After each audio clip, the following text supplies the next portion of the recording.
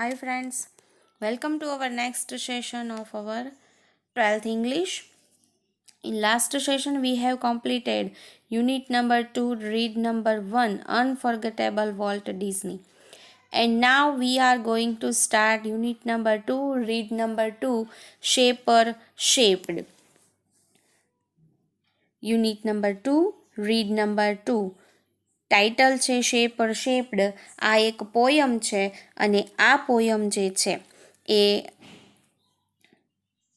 એક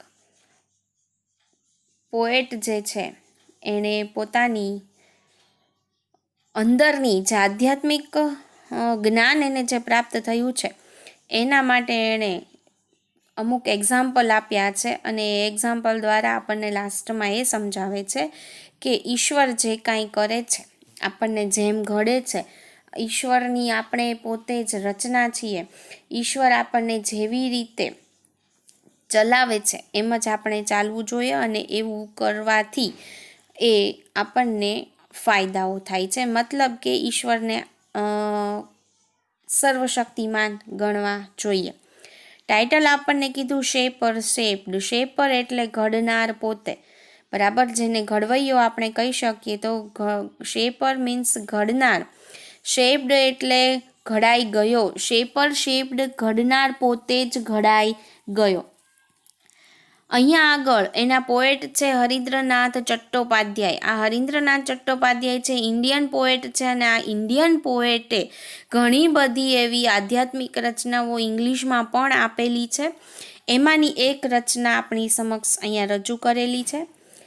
આ રચના જે છે પોએટ, એ પોએટની રચનામાં પોયમમાં આપણને 4 સ્ટાન્ઝા આપેલા છે અને આ 4 સ્ટાન્ઝામાં અલગ અલગ 4 એક્ઝામ્પલ દ્વારા આપણને ઈશ્વર સર્વશક્તિમાન છે એમ માની લેવું જોઈએ, ખોટું અભિમાન કરવું જોઈએ નહીં. એ આપણને અહીંયા આગળ સમજાવ્યું છે, એક જાતનો આપણને ઉપદેશ આપ્યો છે અને એ એમ કહે છે કે આ મારી પોતાનો અનુભવ છે જે હું આ પોએટની અંદર રજૂઆત કરું છું, પોયમની અંદર રજૂઆત કરું છું. તો આ જે પોયમ જે છે એ આપણને સમજાવે છે કે અભિમાન ન કરવું, આપણે ઈશ્વરના હાથની કઠપુતલીઓ છીએ અને હસી ખુશીથી એ જ્ઞાન પ્રાપ્ત કરી અને રહેવું એ વધારે આનંદદાયક છે. ઓકે, જોઈએ first stanza. In days gone by I used to be a potter who would feel his fingers mold the yielding clay to patterns on his wheels. But now, through wisdom lately won, that pride has died away. I have ceased to be the potter and have learned to be the clay. આ first stanza છે. તમને instruction આપવાનું રહી ગયું કે pen pencil ને text book લઈને બેસજો એટલે જે કાંઈ ટીક માર્ક કરવાની હોય એ સાથે થતી જાય. ઓકે, તો સ્ટાર્ટ કરીએ. પહેલાં આપણે ફર્સ્ટ સ્ટાન્ઝાના સ્પેલિંગ્સ જોઈ લઈએ બધા. ડેઝ ગોન મતલબ વીતેલા દિવસોમાં. આઈ યુઝડ ટુ જ્યાં જ્યાં લાગે ત્યાં એવું ધ્યાનમાં લેવાનું ફ્રેન્ડ્સ કે એ વ્યક્તિનું આપણને આદત, ભૂતકાળની આદત અથવા તો એણે ભૂતકાળની અંદર કરેલા એકના એક કાર્યનું રિપીટેશન જે છે એ આપણને યુઝડ ટુ દ્વારા દેખાડે છે. પછી પોટર એટલે એક કુંભાર. ફીલ એટલે તમે સમજો છો, ફીલ એટલે શું તો કે અનુભવવું. હિઝ ફિંગર્સ આંગળીઓ. મોલ્ડ એટલે આકાર આપવો. યીલ્ડિંગ એટલે લચીલી માટી, મુલાયમ માટી. ક્લે એટલે માટી. યીલ્ડિંગ એટલે લચીલું અથવા મુલાયમ હોવું. ટુ પેટર્ન્સ એટલે જુદા જુદા ઘાટ આપવા. ઓન હિઝ વ્હીલ્સ એટલે ચાકડાઓની અહીંયા વાત કરી છે. તો આ 4 લાઇનની અંદર આટલા સ્પેલિંગ છે અને એમાં એવું કહે છે કે in days gone by I used to be a potter. વીતેલા દિવસોમાં જ્યારે હું એક કુંભાર હતો ત્યારે વુ વુડ ફીલ કે જે એવું અનુભવતો કે his fingers mould the yielding clay to patterns on his wheels, કે એની આંગળીઓ જે છે એના દ્વારા ચાકડાઓ ઉપર મુલાયમ માટીને જુદા જુદા ઘાટ અને આકારો એ પોતે આપે છે. બરાબર. વીતેલા દિવસોમાં જ્યારે હું કુંભાર હતો ત્યારે એવું અનુભવતો કે મુલાયમ માટીને તે ચાકડા ઉપર ફેરવીને પોતાની આંગળીઓ વડે એને આકાર આપે છે અને જુદા જુદા ઘાટ બનાવે છે. But now through wisdom lately won, through એટલે ના દ્વારા, વિઝડમ એટલે ડહાપણ, જ્ઞાન. But now through wisdom lately won એટલે પાછળથી મેળવેલું.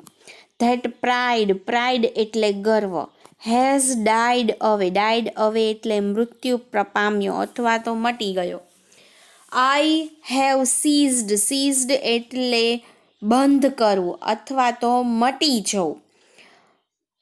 એન્ડ હેવ લર્ન્ડ એટલે શીખવું.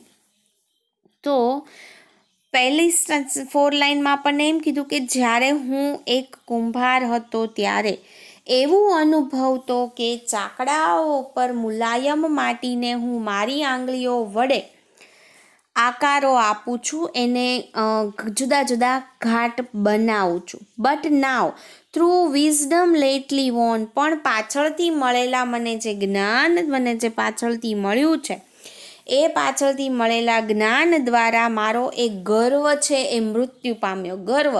ગર્વ કયા ગર્વની અહીંયા વાત કરી તો કે ભાઈ કુંભાર એવું હંમેશા ગર્વ રાખતો કે માટીને પોતે આકાર આપે છે અને જુદા જુદા ઘાટ બનાવે છે, પણ એને પછી પાછળથી ડહાપણ પ્રાપ્ત થયું. બરાબર. ઈશ્વરના અધ્યાત્મનું ડહાપણ પ્રાપ્ત થયું કે એ ડહાપણ પ્રાપ્ત થવાથી એને ખ્યાલ આવ્યો કે હું આ બધું કરું છું પણ ખરેખર તો આપણા દ્વારા ઈશ્વર કરાવડાવે છે. બરાબર. ઈશ્વર જેમ કરે એમ આપણે કરાવે એમ આપણે કરીએ છીએ. એટલે મારો જે ગર્વ હતો એ મૃત્યુ પામ્યો કે હું કરું છું.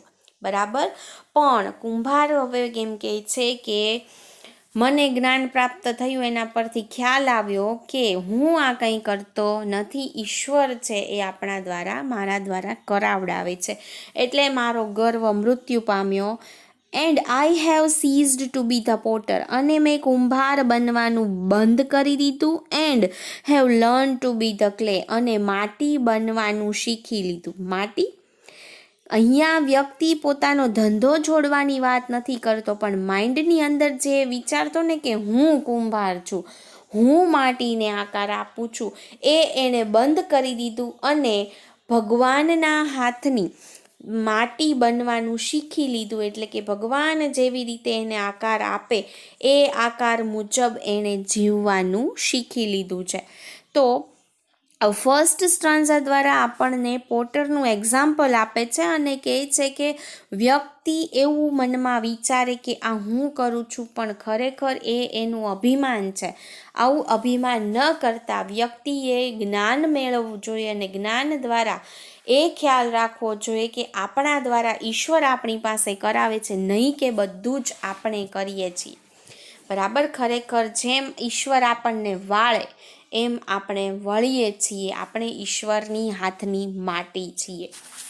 તો અહીંયા આગળ કુંભારને જ્ઞાન પ્રાપ્ત થયું અને એનો ગર્વ મૃત્યુ પામ્યો અને પછી એ શીખી ગયો કે મારે માટી બનવાનું છે, નહીં કે મારે કુંભાર બનવાનું છે. Okay, then let's go to second stanza. In other days I used to be a poet, through whose pen innumerable songs would come to win the hearts of men. But now, through new got knowledge which I had not had so long, I have ceased to be the poet and have learned to be the song. Second સ્ટાન્ઝામાં પણ first સ્ટાન્ઝાની જેવું જ example આપે છે. અહીંયા example એક પોએટનું છે. પહેલાં સ્પેલિંગ ટિક માર્ક જોઈ લઈએ. અધર ડેઝ મતલબ વીતેલા દિવસોની જ અહીંયા વાત કરેલી છે. પોએટ એટલે કવિ, થ્રુ એટલે ના દ્વારા, ઇનન્યુમરેબલ અસંખ્ય, સોંગ્સ એટલે તમને ખ્યાલ છે ગીતો. વુડ કમ એટલે અહીંયા આગળ એનું ક્રિએશન કરવું, એની રચના કરવી, બરાબર. To win the hearts of men, માણસોના દિલ જીતવા માટે, એના હૃદય જીતવા માટે. But now through new got knowledge, through એટલે ના દ્વારા, ન્યૂ ગોટ નોલેજ એટલે નવા મળેલા જ્ઞાન દ્વારા, which I had not had so long. અહીંયા આગળ 2 વાર આપણી પાસે હેડનો ઉપયોગ કરીને બતાવેલું છે. એમાં પહેલું હેડ જે છે એ આપણને કાળ બતાવે છે, અને બીજું હેડ જે છે એ માલિકી ભાવ દર્શાવવા માટે હેવનું રૂપ બતાવેલું છે. તો અહીંયા આગળ આપણને પૂર્ણ ભૂતકાળ આપેલો છે. આ હેડ જે છે એ હેડનું ત્રીજું રૂપ, મતલબ હેડ V3 હોય ને પૂર્ણ ભૂતકાળમાં, એમ અહીંયા આગળ આ હેડ છે, અને આ હેડ છે એ હેવ ક્રિયાપદ તરીકે લીધું એટલે હેવનું V3 હેડ આપણને આપેલું છે. એટલે હેડ નોટ હેડ મતલબ જે મારી પાસે હતું નહીં. સો લોંગ એટલે બહુ સમયથી, ઘણા બધા સમયથી. આઈ હેવ સીઝડ એટલે મટી જવું, બરાબર, બંધ કરી દેવું અથવા મટી જવું. એન્ડ હેવ લર્ન્ડ એટલે શીખી જવું. તો સેકન્ડ સ્ટાન્ઝાની અંદર પોએટ આપણને કંઈક એવું કહે છે કે in other days I used to be a poet.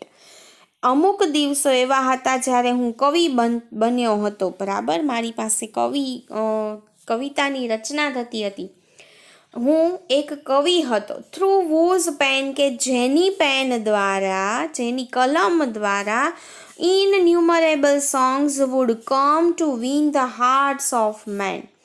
ઇનન્યુમરેબલ અસંખ્ય ગીતો છે એ માણસોના હૃદય જીતવા માટે બન્યા હતા, રચાયા હતા. કોના દ્વારા?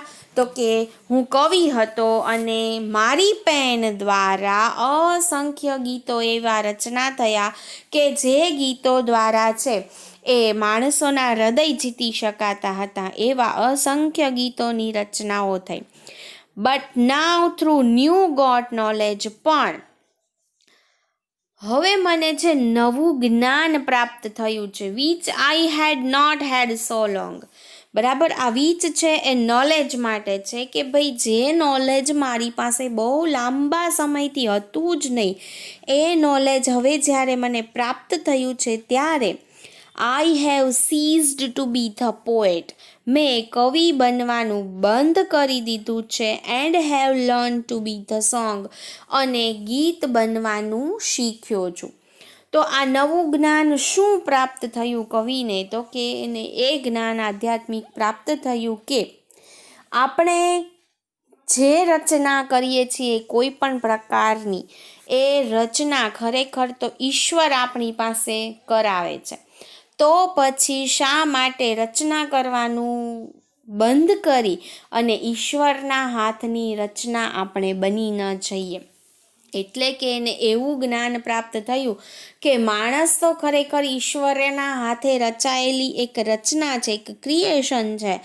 જેમ ઈશ્વર એને રચે છે, જેટલા સુંદર રીતે એને બનાવે છે, એવી સુંદર રીતે જ આપણે આ દુનિયાની અંદર જે છે એ કાર્યો કરવા જોઈએ. ઈશ્વરે રચેલું રચના, આપણે પોતે ઈશ્વરની એક રચના છીએ. એટલે એ જ્ઞાન જ્યારે કવિને પ્રાપ્ત થાય છે ત્યારે એના માઇન્ડમાં જે એનું અભિમાન હતું કે હું કવિ હતો અને મારી કલમ દ્વારા એવા ગીતોની રચના થઈ કે જે અન્ય માણસોના દિલ જીતી શકે, એના હૃદય જીતી શકે, પણ ખરેખર એવું નથી. હું તો એક સામાન્ય એવો માણસ છું જે ઈશ્વરના હાથની રચના છે, અને મારા દ્વારા ઈશ્વરે આ ગીતોની રચના કરી છે, નહીં કે મેં રચના કરી છે. એટલા માટે હવે એ જ્ઞાન પ્રાપ્તિથી એનામાં મગજમાં માઇન્ડ જે છે એનું જાગૃત થાય છે, અને એના માઇન્ડમાં જે વિચાર હતો કે હવે હું કવિ છું, એના બદલે હવે હું પોતે એક કાવ્ય છું, હું પોતે એક ગીત છું, એવું એના માઇન્ડમાં હવે આવી ગયું છે. અભિમાન ઓગળી ગયું કે હું કાવ્યોની રચના કરું છું, નહીં, પણ હું પોતે જ ઈશ્વરનું એક કાવ્ય છું, એવું જ્ઞાન એને પ્રાપ્ત થાય છે. એટલે અહીંયા એનો જે કામ કરવાનું બંધ નથી કરી દેતો, પણ કામ પોતે કરે છે, એ અભિમાન એનું હતું એ પૂર્ણ થઈ જાય છે અને એ ઈશ્વરના હાથની રચના છે એવું એને જ્ઞાન પ્રાપ્ત થાય છે. તો અહીંયા આપણે 2 સ્ટાન્ઝા કમ્પ્લીટ કર્યા કે ભાઈ ફર્સ્ટ સ્ટાન્ઝામાં કુંભારને જ્ઞાન પ્રાપ્ત થાય છે અને વિચારતો હતો કે પોતે રચના કરે છે માટીમાંથી જુદા જુદા ઘાટની, પણ પછી ખ્યાલ આવ્યો કે પોતે ઈશ્વરના હાથની માટી છે. એમ જ બીજા સ્ટાન્ઝામાં આપણને કે કવિને એવું હતું કે પોતે પોતાની પેન દ્વારા કાવ્યોની રચના કરે છે, પણ ખરેખર તો પોતે કવિના હાથની એક રચના છે, કવિને ગાયેલું એક, ઈશ્વરે ગાયેલું એક ગીત છે. બરાબર, એવું સુંદર મજાનું ગીત છે ઈશ્વરે રચેલું કે જે બીજાને ખૂબ ગમે છે. એટલે કે આપણે વર્તન એવું કરવું જોઈએ કે જાણે આપણે ઈશ્વરના હાથની રચના છીએ અને એ રચના દરેક બીજા વ્યક્તિનું હૃદય જીતવી જોઈએ, એવું વર્તન હંમેશા રાખવું. તો અહીંયા સેકન્ડ સ્ટાન્ઝા કમ્પ્લીટ કર્યો. હવે થર્ડ સ્ટાન્ઝા તરફ જઈએ.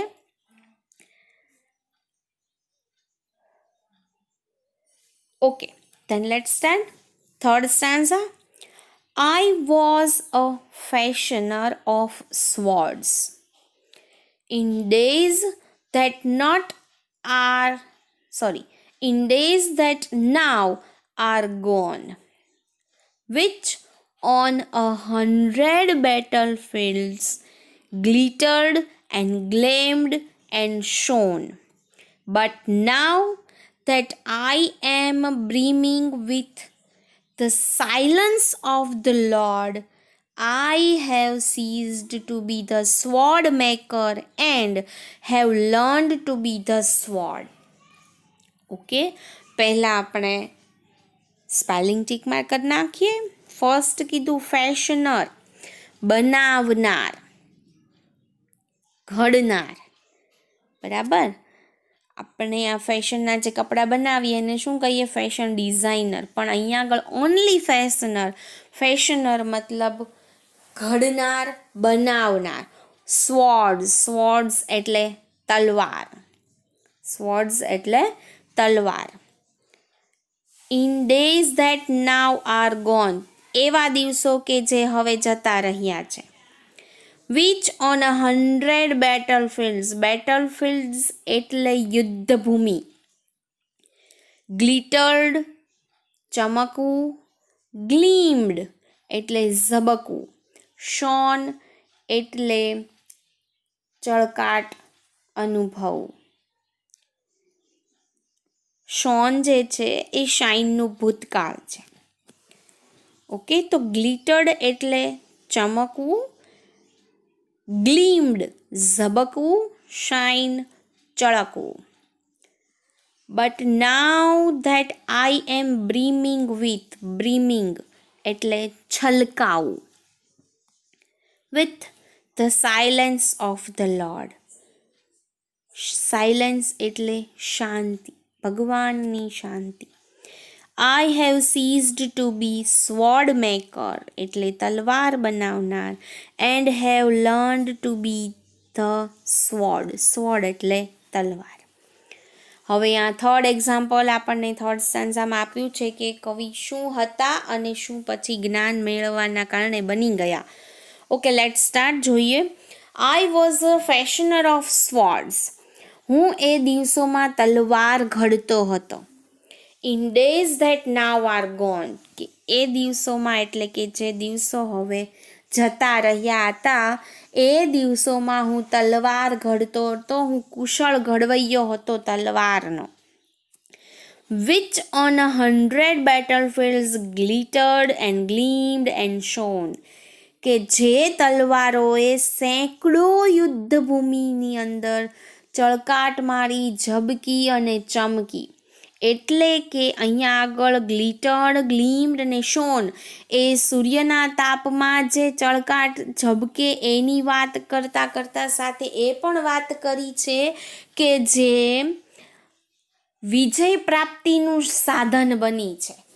એવી તલવાર બનાવનાર હું હતો. 100 બેટલફિલ્ડ્સ, હજારો સેંકડો યુદ્ધભૂમિની અંદર મારી તલવાર જે બનાવેલી હતી એને ચળકાટ માર્યો, જબકાર કર્યો અને ચળકી પણ શોન એટલે વિજય પ્રાપ્તિનું સાધન બની અહીંયા આગળ. બરાબર કે વીતેલા દિવસોની અંદર હું એક એવો કુશળ તલવાર ઘડનાર હતો કે જેની તલવારોએ સેંકડો યુદ્ધભૂમિની અંદર ચળકાટ કરી છે, જબકારા માર્યા છે અને વિજય પ્રાપ્તિનું સાધન પણ બની છે. તો આવી તલવાર બનાવનાર હું હતો. બટ નાઉ, પરંતુ અત્યારે, that I am brimming with the silence of the Lord. પણ અત્યારે મને ભગવાનની શાંતિની અનુભૂતિ થાય છે. હું ઈશ્વરીય શાંતિથી છલકાઈ રહ્યો છું. But now that I am brimming એટલે છલકાવું, with the silence of the Lord એટલે ઈશ્વરની શાંતિ, ઈશ્વરીય જે શાંતિ મળે છે એ શાંતિથી હું છલકાઈ રહ્યો છું. હવે આ ઈશ્વરીય શાંતિ શું છે? તો કે એને એવી અનુભૂતિ થઈ, એને એવું જ્ઞાન મળ્યું, એને શાંતિની અનુભૂતિ થઈ કે ઈશ્વર છે એને શાંતિથી રહેવા માટે માણસ બનાવ્યો છે, નહીં કે યુદ્ધ કરવા માટે. બરાબર? એટલે શાંતિનું પ્રતીક એ હવે હું બની ચૂક્યો છું. ઈશ્વરની જે શાંતિ હોય એ મારી અંદર હવે પ્રસરી ચૂકી છે. હું શાંતિથી છલકાઈ રહ્યો છું અને I have ceased to be sword maker and have learned to be the sword. અને મેં તલવાર બનાવવાનું બંધ કરી દીધું છે અને તલવાર બનવાનું શીખી લીધું છે. તલવાર ઘડવાનું બંધ કરી અને તલવાર બનવાનું શીખી લીધું છે. એટલે એ પોતે એક તલવાર છે. કોની? ઈશ્વરની. કેમ? તો કે ઈશ્વર એવી તલવાર ચલાવે છે કે જેનાથી આ પૃથ્વી ઉપર જે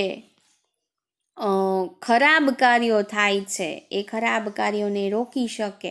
બરાબર? તો એ ઈશ્વરની તલવાર છે. એટલે એમ કહે છે કે હવે મેં તલવાર બનવાનું બંધ કરી અને ઈશ્વરની તલવાર બનવાનું શીખી લીધું છે. અને ખ્યાલ આવ્યો કે અત્યાર સુધી એવું હતું માઇન્ડની અંદર કે હું એવી તલવારો બનાવું છું કે જે યુદ્ધભૂમિની અંદર વિજય પ્રાપ્તિ કરાવડાવે છે, પણ પછીથી એને અનુભૂતિ થઈ, ઈશ્વરની શાંતિની અનુભૂતિ થઈ અને એ શાંતિથી એ એવું શીખ્યો કે પોતે તલવાર બનાવનાર નહીં, પણ તલવાર છે. કોની?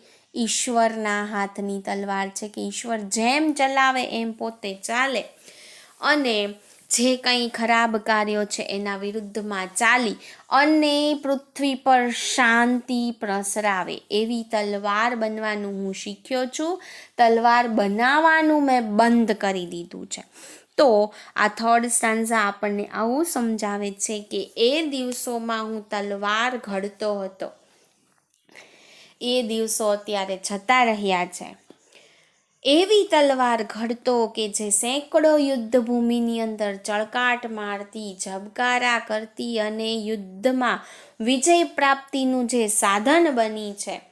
પરંતુ હવે જ્ઞાન પ્રાપ્તિના કારણે મારી અંદર ઈશ્વરની અનુભૂતિ, ઈશ્વરની શાંતિની અનુભૂતિ થાય છે. ઈશ્વરે જે શાંતિ બનાવી છે આ પૃથ્વી પર એની અનુભૂતિ થાય છે અને મેં તલવાર ઘડવાનું બંધ કર્યું, તલવાર બનવાનું શીખ્યો છું.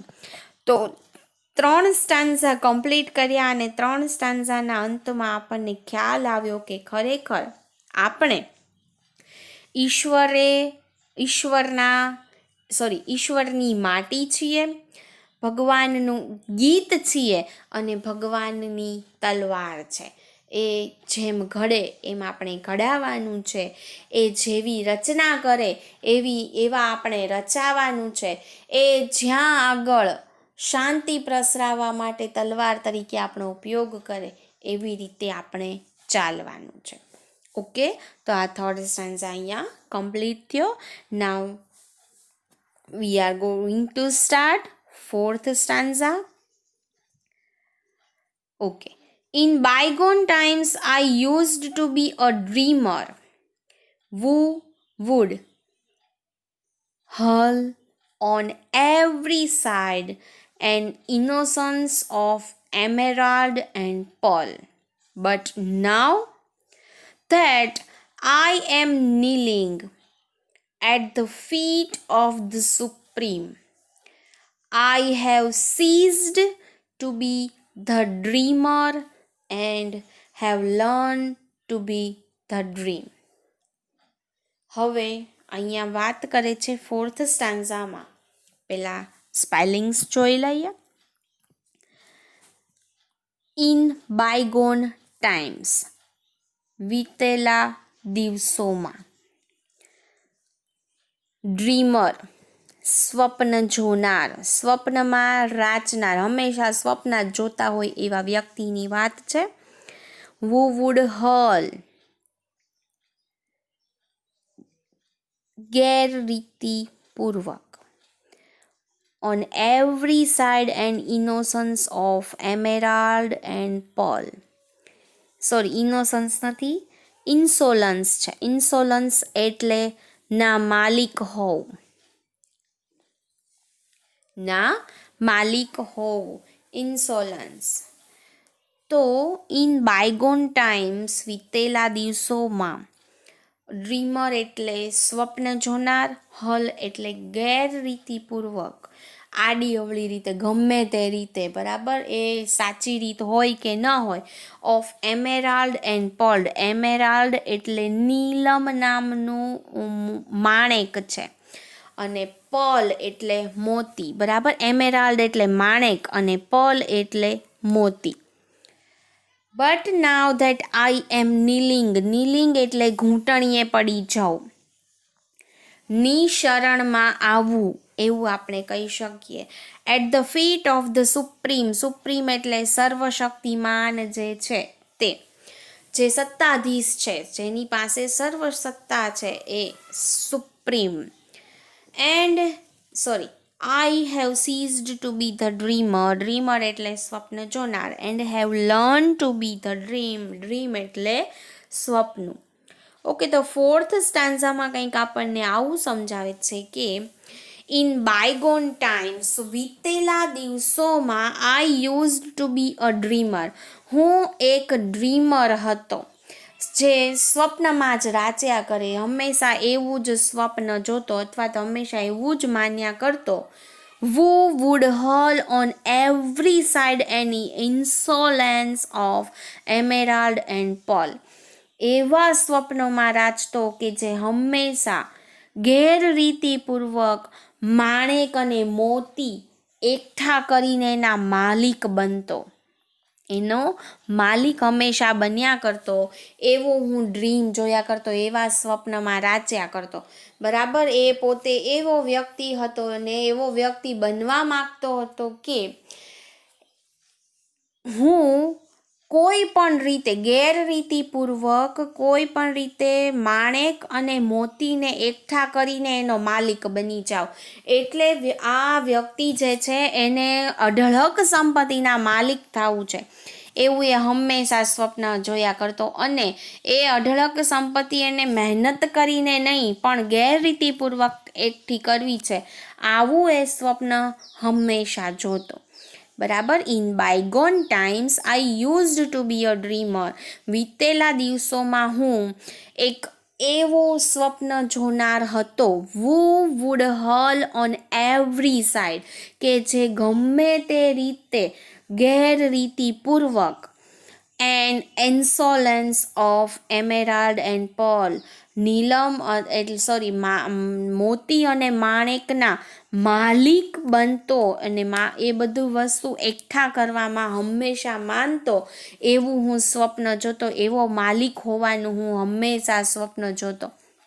અર્થ એ અહીંયા કહેવાનો પોએટનો કે પોતે સર્વશક્તિમાન બને, સર્વ સત્તા, બધી સત્તા એના હાથમાં હોય, કારણ કે એ ખૂબ પૈસાદાર હોય, બધા જ પ્રકારની સંપત્તિ પોતે પોતાની પાસે રાખે, એવું એ સ્વપ્ન જોતો. અને એને પૂર્ણ કરવા માટે એને ગેરરીતિ પણ કરવી પડે તો પણ એણે વિચારી રાખ્યું હતું. એટલા માટે એ એવું વિચારતો કે આવું કરીને હું સર્વશક્તિમાન બની શકીશ, સત્તાધીશ બની શકીશ, સર્વોપરી બની શકીશ, આવું એ સ્વપ્ન જોતો. બટ નાવ, પણ હવે, ધેટ આઈ એમ નીલિંગ, પણ હવે હું ઘૂંટણીએ પડું છું, at the feet of the supreme, સુપ્રીમના પગમાં ઘૂંટણીએ પડું છું, એટલે કે જે સર્વશક્તિમાન છે એવા વ્યક્તિના પગમાં હું ઘૂંટણીએ પડું છું, એટલે કે હું ઈશ્વરના શરણે આવ્યો છું. હવે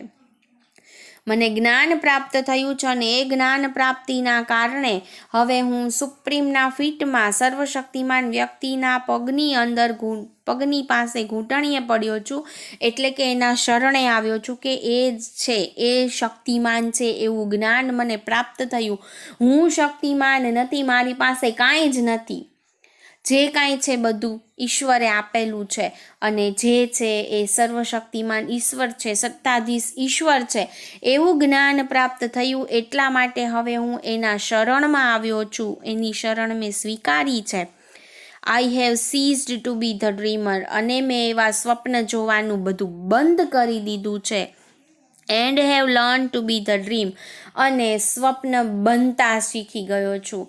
સ્વપ્ન પણ કોનું સ્વપ્ન? ઈશ્વરનું સ્વપ્ન. ઈશ્વર કેવું સ્વપ્ન જોવે કે આ વ્યક્તિ એવો બને કે જે પૃથ્વીને હંમેશા સાચવવામાં મદદ કરે, પૃથ્વી પર સારપ છે એને હંમેશા ટકાવી રાખવા પ્રયત્ન કરે, આવું હંમેશા ઈશ્વર સ્વપ્ન જોતો હોય છે. એટલે કે ઈશ્વરનું સ્વપ્ન મારે બનવું છે. ઈશ્વરે સ્વપ્નમાં જેવો માણસ વિચાર્યો હોય એવું સ્વપ્ન મારે બનતા શીખી જવું છે, અને ઈશ્વર જેવી રીતે ચલાવે એમ મારે ચાલવું છે. એ જ્ઞાન મને પ્રાપ્ત થયું કે ઈશ્વર સર્વસત્તાધીશ છે, એની પાસે જ બધી સત્તાઓ છે, નહીં કે મારી પાસે. એટલે મારી પાસે ભલે ગમે એટલી સંપત્તિ હોય, પણ મારે અભિમાન ન કરવું જોઈએ કે આ બધાનો માલિક હું છું.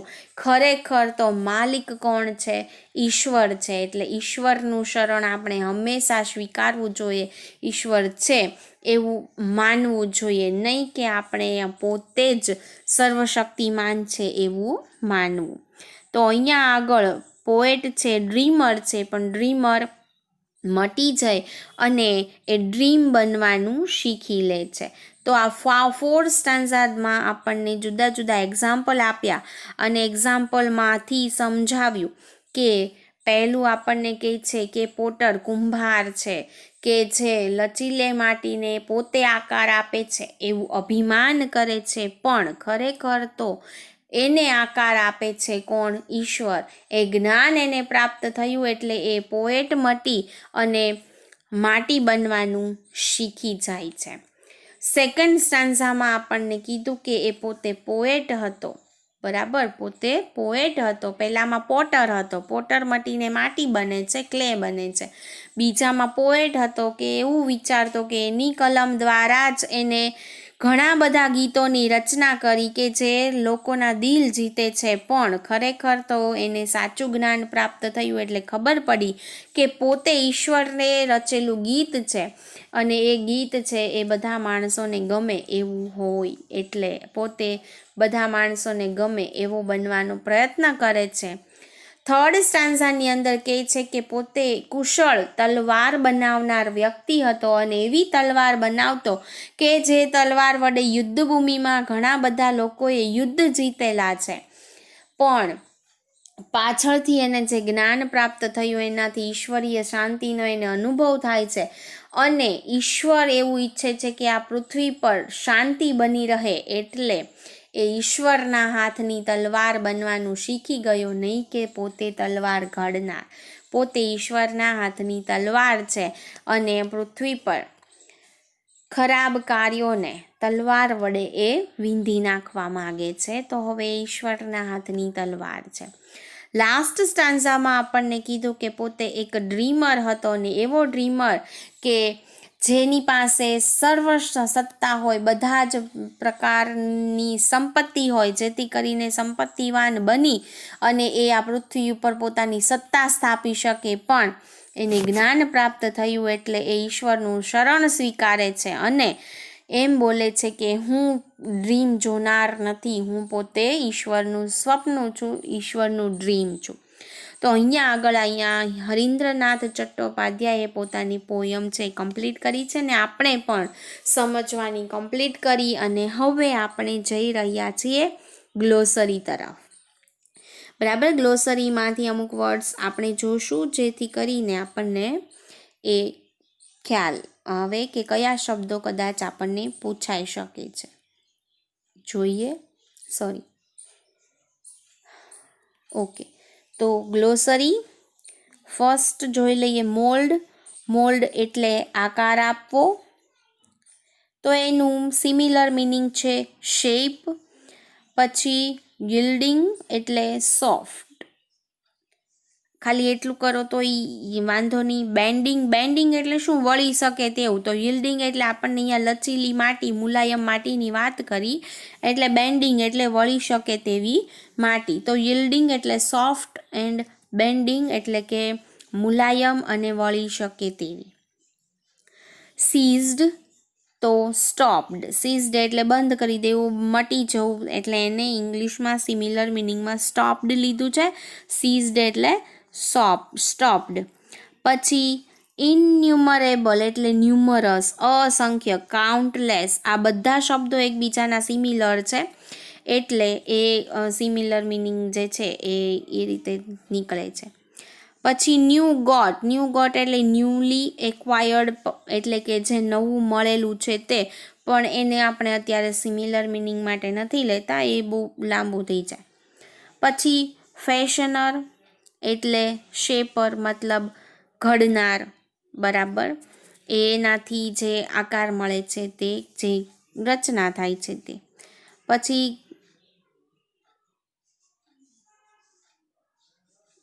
ગ્લિટર્ડ એટલે સ્પાર્કલ્ડ, ગ્લીમ્ડ, શોન. બ્રીમિંગ એટલે ગ્લોઈંગ વિથ, મતલબ એનાથી છલકાવું. બાયગોન એટલે ફોર્મર, પહેલાંનું. હલ એટલે યેલ સમથિંગ, પણ એ જરૂરી નથી. પછી ઇન્સોલેન્સ એટલે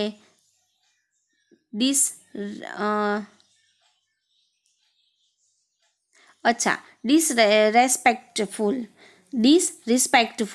બરાબર, જે આડીઅવળી રીતે માલિક બની બેઠો હોય તેવો.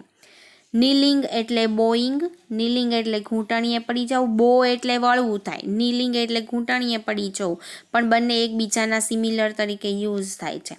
પછી સુપ્રીમ એટલે ગોડ અથવા ઓલમાઇટી, ભગવાન, ઈશ્વર, અલ્લાહ જે આપણે કહીએ તે, જે સર્વસત્તાધીશ છે, સર્વશક્તિમાન છે તે. તો આટલા છે એ અહીંયા આગળ આપણે કમ્પ્લીટ કર્યા. હવે એટલું અહીંયા સુધી આપણે કેટલું ભણી ચૂક્યા છીએ, તો કે આપણે યુનિટ 2 કમ્પ્લીટ કર્યું, બરાબર. ફર્સ્ટ આપણે યુનિટ 1 આખું કમ્પ્લીટ કર્યું, એ પછી ટેન્સીસ જોયા, બરાબર. ટેન્સીસ જોયા પછી યુનિટ 2 સ્ટાર્ટ કર્યું અને યુનિટ 2 અહીંયા આગળ આજે આપણે કમ્પ્લીટ કર્યું. નેક્સ્ટ ટાઈમ આપણે ફંક્શન અથવા તો એક્ટિવ પેસિવ પર જઈશું, પણ એ બધું શરૂ કરતાં પહેલાં તમારે એક વાત યાદ રાખવાની કે જેટલું કમ્પ્લીટ કર્યું છે એ બધું જ તમારે એકવાર રિવાઇઝ કરી જવાનું અને વાંચતા રહેજો સતત, જેથી કરીને તમને આ બધું જ્યારે પણ પૂછાય એ ત્યારે તમારે પ્રેક્ટિસ કરવાનો ખ્યાલ રહે, બરાબર. જેટલું પણ કરો છો એ સતત છે એ તમે રીડ કરતા રહેજો. તમે ગ્રામર બુક એક અલગથી બનાવી હોય તો એની અંદર અત્યાર સુધીમાં જેટલું ગ્રામર, મતલબ અત્યાર સુધીમાં તો આપણે ટેન્સીસ જ કર્યા છે, પણ એ ટેન્સીસ જે છે એ તમે નોટ ડાઉન કરી લો, તો એ પછી તમારે ફંક્શનનું રિવિઝન જે છે એ નોટ ડાઉન કરવાનું છે. એટલે કે તમે પહેલેથી જ્યારે 11th જેટલા પણ ફંક્શન્સ તમે કર્યા છે એ બધા જ ફંક્શન્સ એકવાર ટૂંકમાં એના એલિમેન્ટ્સની સાથે અને એક એક એક્ઝામ્પલની સાથે તમારી બુકની અંદર લખી લેજો, જેથી કરીને ફંક્શનનું રિવિઝન કરતી વખતે તમારે 11થના એકવાર આમનામ તમારી બુકમાં જ રિવાઇઝ થઈ જાય, અથવા તો 11થની બુક હોય તો એમાં જ તમે રિવાઇઝ કરતા રહેજો. નેક્સ્ટ ડે અથવા તો નેક્સ્ટ સેશનમાં આપણે એક્ટિવ પેસિવમાં જઈ રહ્યા છીએ. એટલા માટે હવે એક્ટિવ પેસિવ સ્ટાર્ટ કરવું હોય તો તમારી પાસે ટેન્સીસ છે એ ઓલ ક્લિયર હોવા જોઈએ, એટલે કે ટેન્સીસમાં તમને બધું જ સમજાયેલું હોવું જોઈએ, એમાં ક્યાંય ભૂલ ન પડતી હોવી જોઈએ. એટલે આ અઠવાડિયું જે છે એ તમે ટેન્સીસ છે એ બરાબર રીતે કરી લેજો. એને કેવી રીતે ઓળખવા, એક ટેન્સમાંથી કેવી રીતે બીજા ટેન્સમાં બદલવું, એ બધું તમારે પ્રેક્ટિસ થઈ જવી જોઈએ. બરાબર છે? Okay then, good luck for the practice and goodbye, take care, bye bye friends.